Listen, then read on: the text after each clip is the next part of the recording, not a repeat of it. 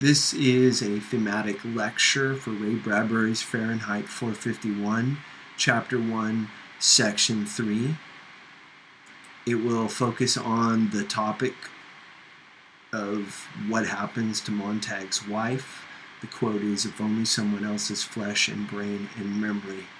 So at the end of Section 2, Montag has come home after having this walk with Clarisse, and he has found his wife laying in bed in the dark. She is wearing earbuds. They call them thimbles or seashell thimbles buzzing in her ear, but they're ear pods. And when he walks up and sees her, he realizes that she has taken an overdose of sleeping pills.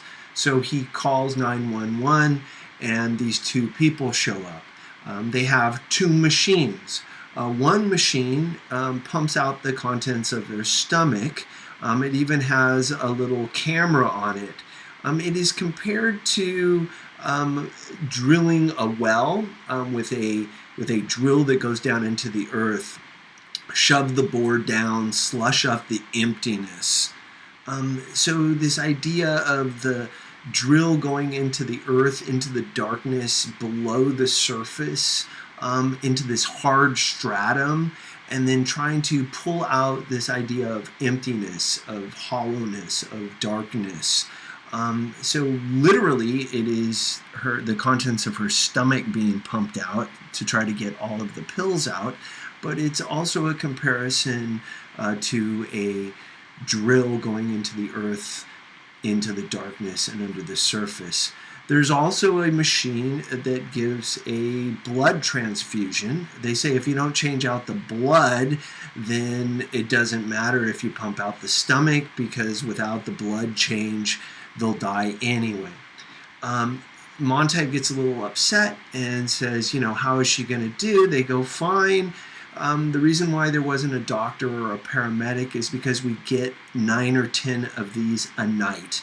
9 or 10 cases a night of people ODing on medicine, and they show up and pump out their stomach and change out their blood. It's kind of a norm. This is what people do. And so they have this image of the men leaving, took up their load of machine and tube, their case of liquid melancholy, and the slow, dark sludge of nameless stuff. Liquid melancholy, dark sludge. So melancholy is another word for depression, of being down. Also, melancholy is part of darkness, this dark sludge, this darkness that is in her. The image comes up over and over again. When he settles down to talk to her, she is not responsive. She has been medicated. She is laying there asleep. She has this new fresh blood in her. But he thinks to himself, if only they could have also changed her flesh and brain and memory. In other words, it might be one thing to clean out her stomach or to clean out her blood, but we need to clean out her whole body, her whole set of memories, to change her.